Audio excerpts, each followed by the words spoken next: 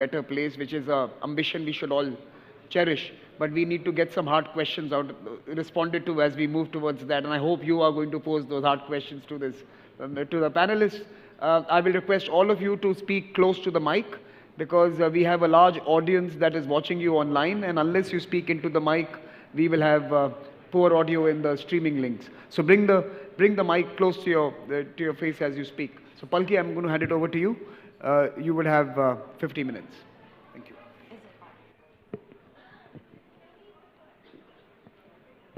Thank you very much, Samir, and namaskar and good morning to all of you.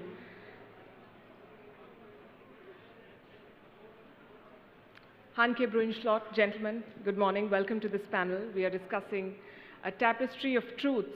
Can the two hemispheres agree? Let's start with you, Hanke. Would you say that Western values and Western systems, which were created for a different era, are not working anymore and not delivering the way they should have? First of all, I would like to thank for the opportunity to be at the Resena dialogue. It's very important that we exchange thoughts because I firmly believe in an interconnected world. We need dialogue more than ever in this world in dire circumstances. And that's why I value this Resena dialogue, because it brings voices of the world together. And that's really important. We have to come to new ideas, to challenges collectively, and also highlighting not what sets us apart, what unites us. And then when I look at our multilateral system, yes, there has to be change, because the world has changed. If you look at the United Nations, at the Security Council, you see a reflection of the Second World War and the world order then. I think one of the panelists yesterday, the Minister of Ghana, said that very rightly. So we have to look at changing some part of our multilateral system. For example, the way the Security Council is now, the members of the Security Council who are now there. At the other hand, we still have the responsibility to work in the multilateral system and to use the United Nations to bring countries together and not let us divide. Because I'm always aware, and I'm a former military, that as long as you speak, you don't fight. So, do you agree that the system is broken because it's not prevented wars or it's not promoted the rule of law and it's only sharpened camp politics? And should it be rebuilt or reformed? I don't think it's broken. I think it has to be reformed. We have a multilateral basis, which is really important. But at the same time, it doesn't reflect the current world anymore. So we have to reform.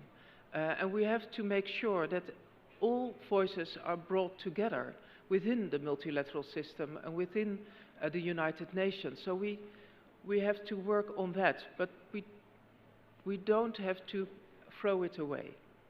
Dr. Jaishankar, your thoughts on this? Would you say that let's reform the current system or let's build a new one altogether? And if we were to build a new one, whose ideas and values would shape this new system? Well, I think the word broken may be too strong. I mean, it's like, the battery's discharge. I mean, it's running on very low energy. But it's also, I think, you need a different framework in a way.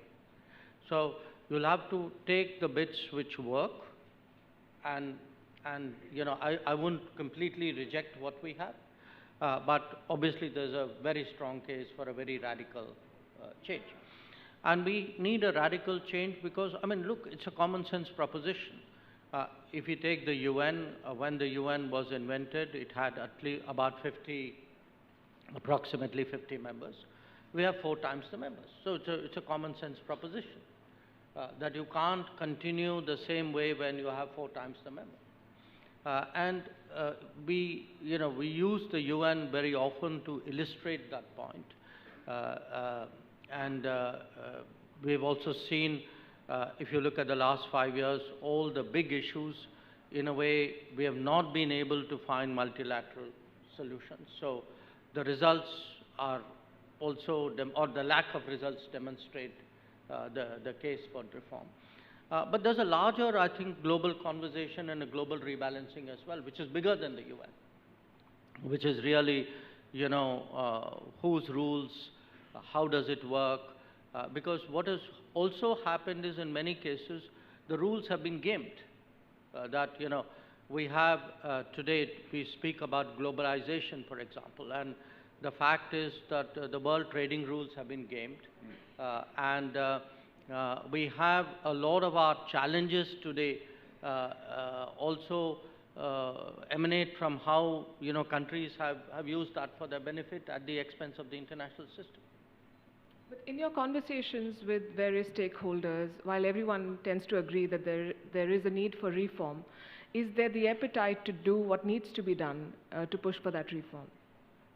I think there's if you poll countries, I think the sentiment for change is very strong. The problem is, in many cases, the very people who are the problem are also the people whose concurrence you need to do that reform. So that's where the problem lies. So if you're going to ask 5 countries saying, would you mind changing the rules so that you have less power? Guess what the answer is going to be? The answer, if they were wise, the answer would be something else. If they are short-sighted, the answer is what it is today. Anwar Gargash, where does the UAE and West Asia fit in the current global system? Financially, you resemble Western countries in terms of per capita GDP and etc. But based on history and shared experience, one would say you're closer to the global south. So let's hear it from you. Where do you see yourself? Well, I think, first of all, let me say that we're already living the sort of aches and pains of an international system that is not in sync with our current system. If you look at just the vetoes that have been implemented on the Gaza file, the vetoes that have been implemented on the Ukraine crisis, you can see that there is a problem with consensus. And in my view, that we will not have another San Francisco meeting where everybody will sit around and reconstruct the international system. So we have to understand that in reality, the system is being eroded while our ability to introduce something new is really diminished. So we have to really think about how to deal with that.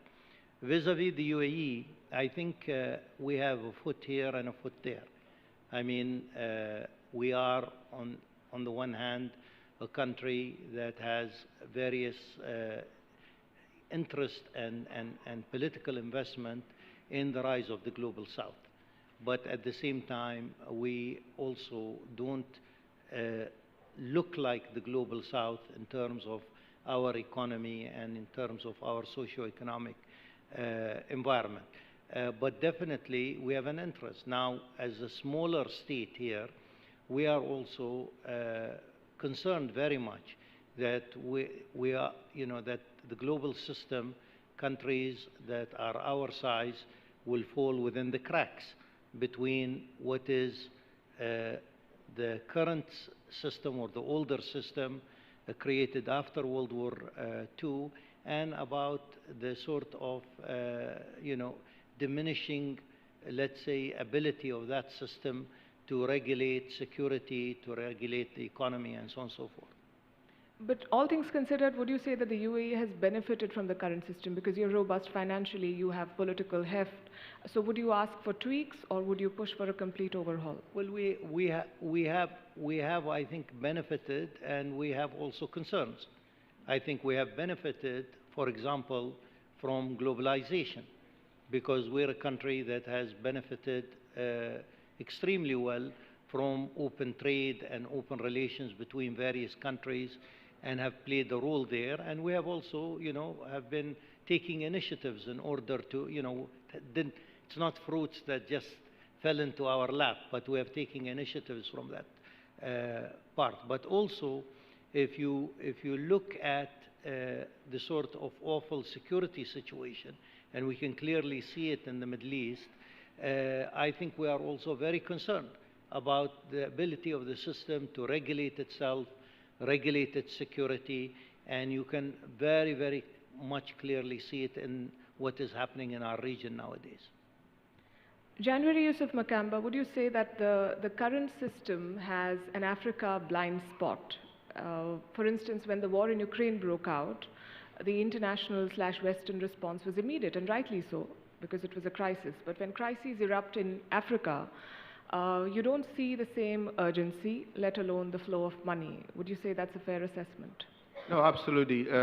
First of all, I have to thank the Minister and the organizers for having us here.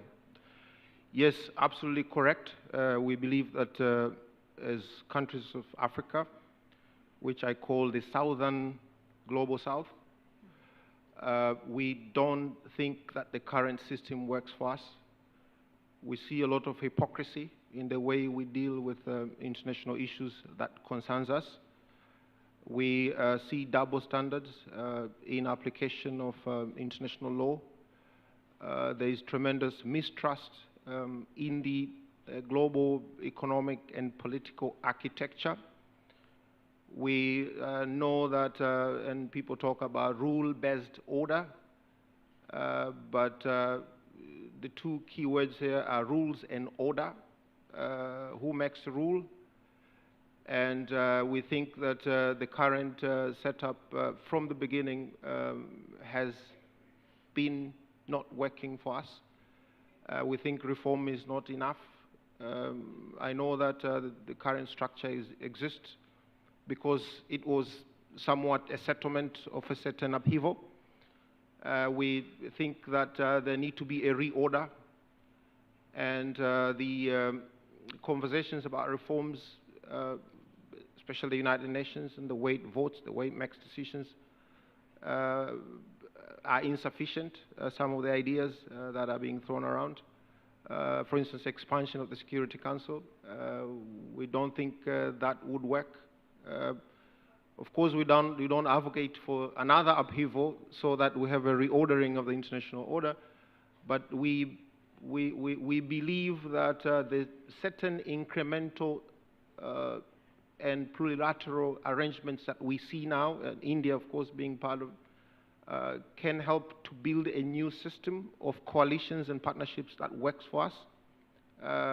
For instance, India has what they call coalitions or alliances: Big Cuts Alliance, Solar Alliance, Biofuel Alliance. Who would be against protection of big cuts?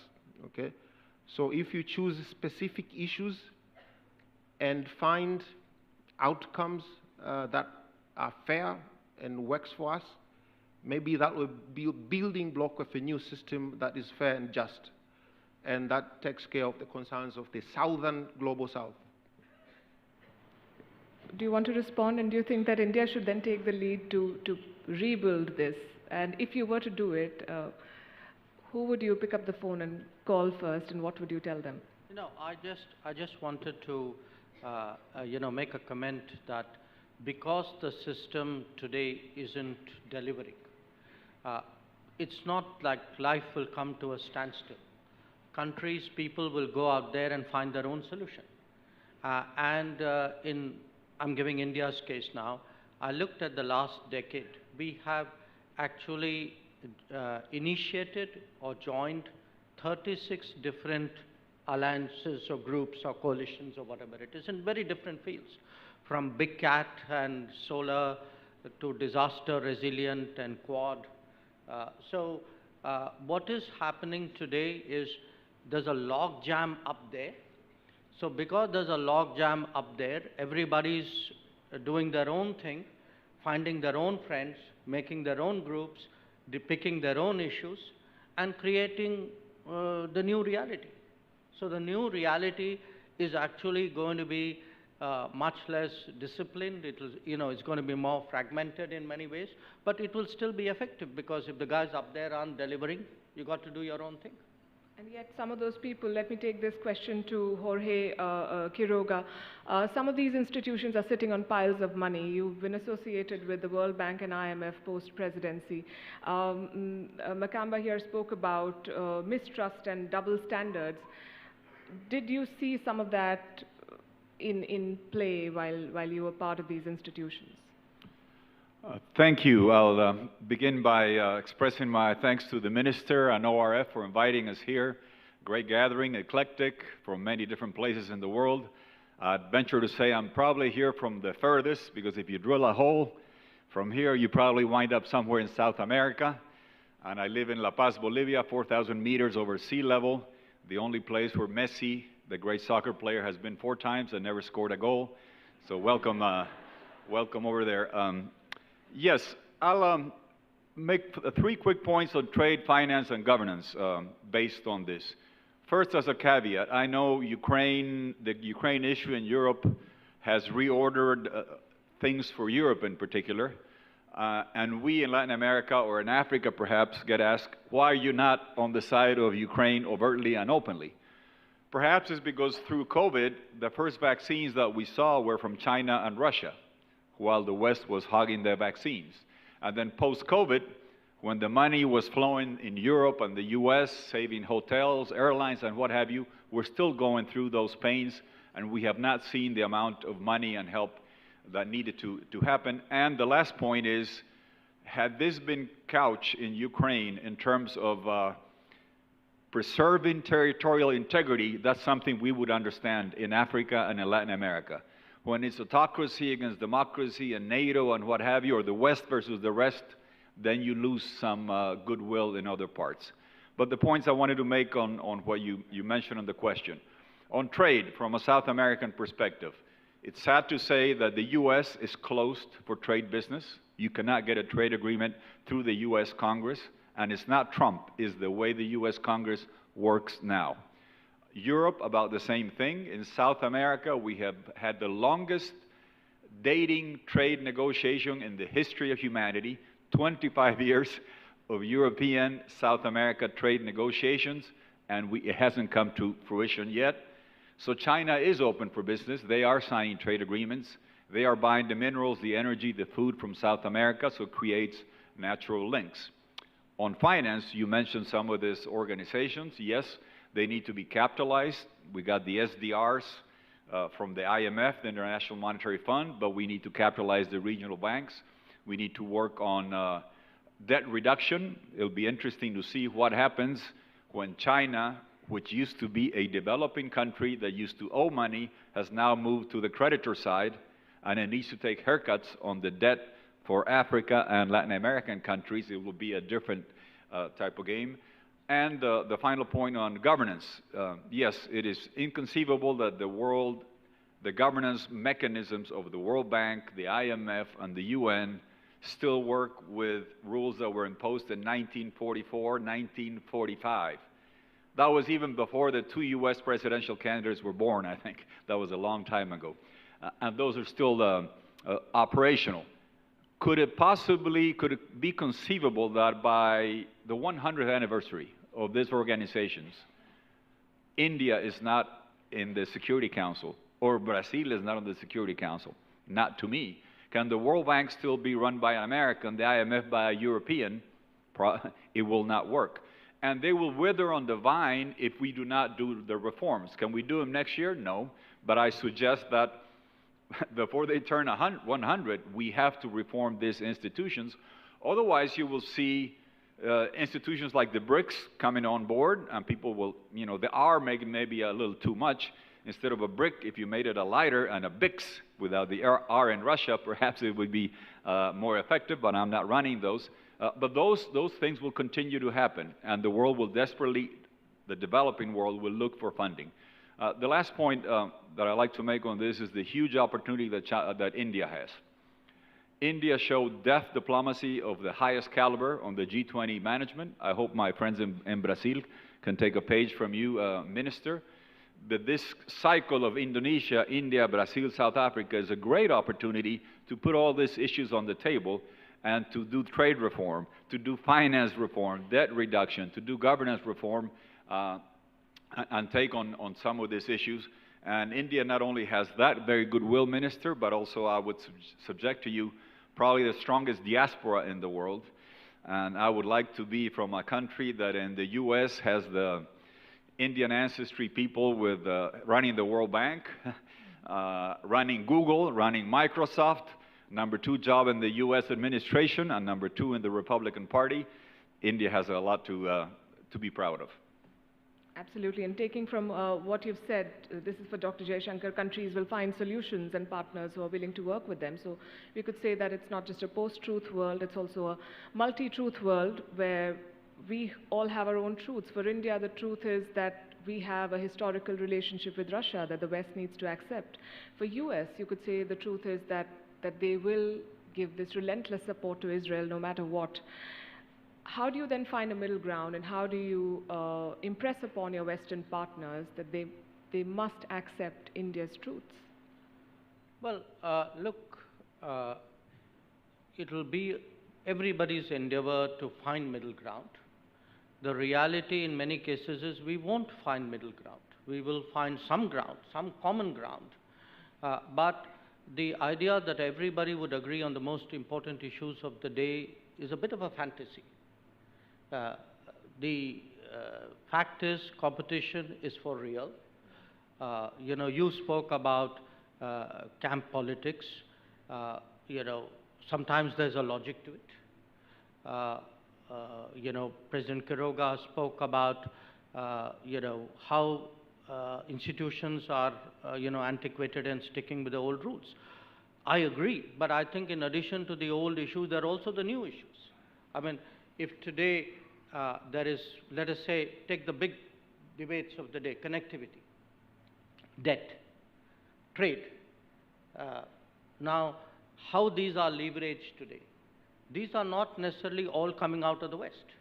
So, you know, the West, as the dominant force earlier, is largely responsible for what, you know, where we are today. But I think the new players haven't helped. I mean, again, if you take UN Security Council reform, the biggest opposer is not a Western country. So, let's get the totality of the problem right. So I think the reality is we'll have to battle bit by bit to create groups which will push for change. I would say, you know, on many issues, you will get different combinations of countries. And we'll have to live with a long period of incremental progress before we get to some kind of landing point, because as Anwar Gargash said, you're not going to get a second San Francisco conference. Right. Hanke Bruins Slot, how do these conversations typically go for you, given the complicated history and the fact that your country was also a colonial power? So when you engage with global South countries, how do you try to convince them that Western values or European values are important, given the fact that those same values have hurt them in the past? I'm not in favor of speaking of Western values. We have universal values. Rule of law. I think if the debate is about our Western values, I think it's better not to impose Western values upon other countries, but to speak about mutual interest and values you share. And therefore, it's important that we have bridge builders in the world. And I want to compliment our host on the leadership you have at the global stage, because last year you invited at the G20 the African Union. That was a really important step, because we are a small country, the Netherlands, with a relative large economy. And if you look at our history, but also at our present, we are always dependent on doing trade and having international relations. So we are very much aware that we have to live in an interconnected world, and that we have really have an eye for the mutual interests of other countries. But we need also countries who can build bridges in this world. And in my view, India, through its global leadership, is a country who can build a bridge between other countries. With having more leadership on a global stage, it brings also responsibility. So let us unite on mutual interest and seek the values which we share. And one of those values is, of course, the rule of law, but the interest of giving welfare, trying to build upon welfare on all our societies. So it's about mutual engagement and connecting each other instead of imposing something of one to another, in my view. Dr. Jaishankar, is that a responsibility India is keen to take? Do you want to be the bridging power? No, I think we are a bridging power to a great degree. We showed that at the G20. I would say whether it is COVID or today, some of the regional conflicts, people would see us as relatively objective, unbiased, I mean, I agree with my Dutch colleague that, at least to the extent we can get common ground, we should strive for common ground. It will never be perfect. There will be many issues where we won't be able to get common ground, but that should not deter us from seeking it where we can. I think here a lot of what India is trying to do, I mean, there are different names, but the idea of a kind of multi-vector policy, what in our own language we call like Vishwamitra, which is like a friend of the world, you maximize your relationships. I think that's the direction we are trying to take ourselves and take the world. In January, Yusuf Makamba, we're talking about values, and is there an expectation that then Western values are universal values?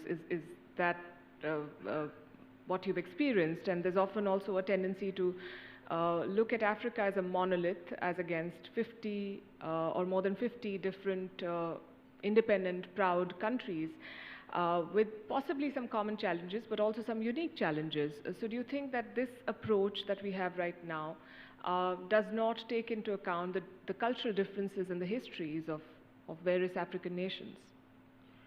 Yes, and obviously that's a challenge, and Africa is a very diverse continent. As we, of course, pursue unity as a continent, so it's okay for us to be viewed as an entity that wants to be stronger and powerful and have a voice as a continent. But I think that the broad brush about the condition and the engagement sometimes is not helpful. And we see it in these partnerships, and actually in the last summit a week ago in Addis, that was part of the conversation, how Africa engages with the rest of the world. Is it okay for 55, 54 African heads of states to be summoned in one capital by one leader to be read about the plan of that country and take pictures and leave?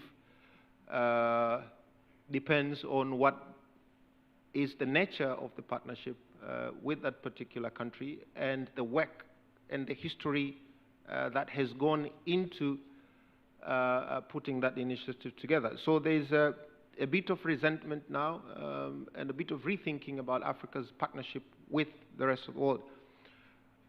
Now, countries that want to engage in Africa are different in their relations to the continent. Some of them have historic solidarity with the continent since decolonization time, for instance in India, and an affinity is easier to find. And some engages us in an honest, transparent, and equal and respectful approach. That's what we're looking for.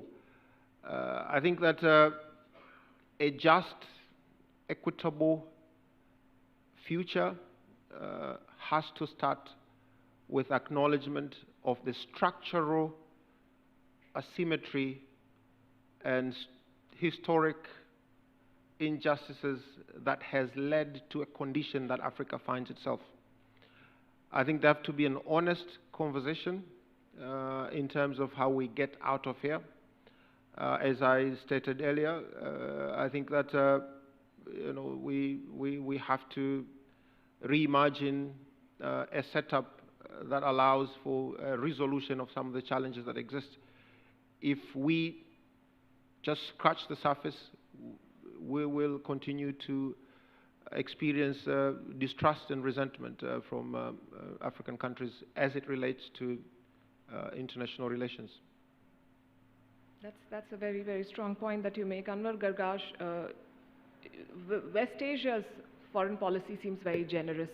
You have good relations with the West, you have good ties with India, China, Russia, Africa, and the UAE is a prime example of that. What is the end goal here? Is this purely transactional, or is there more to it? I want to just weigh in a little bit about the issue of values that has been mentioned here. I think while there are principles of universality, I think we should respect diversity.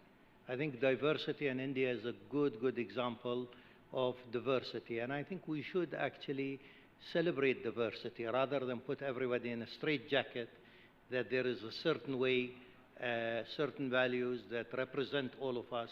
We have to accept that there's a line between what is universal values and what actually is different and celebrated by different religions, different ethnicities and regions. I think also, on the other hand, my worry is really, is the international system able, I think we are moving away from traditional geopolitics, which when the United Nations was formed was really at the core of what was going on. And geoeconomics are an important part, important space where we're all working in. But we're moving to an area of geotechnology. And with geotechnology, my worry still is that basically changes in the ground, changes in the environment of the international system are not going to be encapsulated by ability to reform the international system. So again, how are we going to deal with this? How are we going to deal with the various changes that we will see, which will only widen the divide, because some countries are going to be very adept at bringing in a new technology into their societies, into their economies. Other countries will fail miserably at it. So how are we actually going to bridge that divide? Vis-a-vis our relations in West Asia, as you mentioned, I don't see it as transactional. I mean, for example, our relations with India today, which is going through really a golden age, is not transactional. It's an age-old historical relationship, but modernized by the future, with a clear foresight, really, by Prime Minister Modi and by Sheikh Mohammed bin Zayed, and you can see it in all aspects. So clearly, some relations will remain transactional, but any country actually wants important relations to be multifaceted, wants these relationships to be mutually beneficial, because that's the only way for these relationships to move forward. So I would like to think that our relationships are not short-term, and they are definitely not transactional, and we are always looking for the sort of strategic narrative in this relationship. Since you mentioned values again, let me take this to Hanke Bruins Slot. There's also confusion on what these Western/universal values are anymore, because in your own country you have a prime ministerial frontrunner who's saying some very disruptive things about not taking in Ukrainian refugees and not giving aid to Ukraine, or for instance, in the US you have a Donald Trump who's talking about unilaterally abandoning multilateral commitments. Does this frayed national consensus in some of the Western powers impact international institutions as well? And then why should global South countries trust the West? Ooh. Putting me on the spot. It's also about humanity. If we look at the people in our country, we want the best for them. And the only way we can do that in these times is to work together. Let me use a really small example. I'm convinced that the European Union and the Indo-Pacific are interconnected. If there's not security in the Indo-Pacific, or not, there's an economy is decreasing, it will affect the European Union. So we have to work together. And if you are partners in working together, you have to build upon trust. Trust is the most important part of working together, because you won't work together if you don't trust each other. If you look at the current situation in the Netherlands, it's true, we have a caretaker government, but at the same time, there's still a big majority in our parliament who supports Ukraine, but also a big majority in our parliament who is in favor, for example, for a two-state solution in the Middle East, so a viable Palestinian state and a secure Israel. But trust is the basic of every partnership, of every mutual engagement. So if you aren't willing to build upon your trust, you're losing the world, and you're losing your position in the world. And as a Dutch minister, I only know one thing for sure: our future is interconnected with the rest of the world, because 1/3 of our of what we earn in a year is, make it very simple now, it's not all about money, but 1/3 of what we earn in the Netherlands, we earn that because we are trading with other countries. So to conclude, we have to be trustworthy, because trust is the basis of every cooperation, and in the end we have to look at the importance of building upon strong society and human welfare, and that is in its all interests. Right, and I understand it's also a challenging time for Europe given the economic situation and the war, and you have to find the financial resources and the political appetite to reinforce these points. But let me take the next one to Jorge Quiroga. I think we all seem to agree that we need to reshape this as a more multilateral multilateral world, but is multilateralism then a viable plan for an international system, given that continental multilateralism has not delivered in a lot of places? Like we have SAARC here in Asia, which is lying dormant, or you have the Organization of American States, which rarely makes news. The remotely successful model, you could say, is the EU, but there are also too many disputes and a lot of squabbling. So if continental multilateralism has not delivered, how do we assume that on an international scale it will? I would say a world that adapts to the reality of the emerging powers in our fellow global south nations. And I'll give you one practical example. I mentioned that US and Europe do not seem to be open to trade. Because of our Spanish, Portuguese ancestry in Latin America, we have affinity with Europe.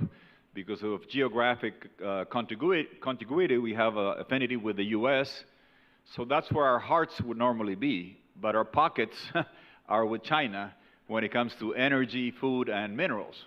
The rise of India brings an opportunity to line up our pockets and our hearts. A democracy that is a large market that we can do business with. The word of caution here would be lithium. I challenge you to go back to your rooms and count how many lithium batteries you have in your briefcase or backpack. I have 9 between the watch, the phones, the iPod, the Kindle, the iPad, the rechargers, and what have you. I don't have a car yet or a motorcycle yet, but that world is coming. China is dominating that. Lithium batteries need cobalt, nickel, manganese on one side, graphite on the other, and the lithium are like the tennis balls that go back and forth.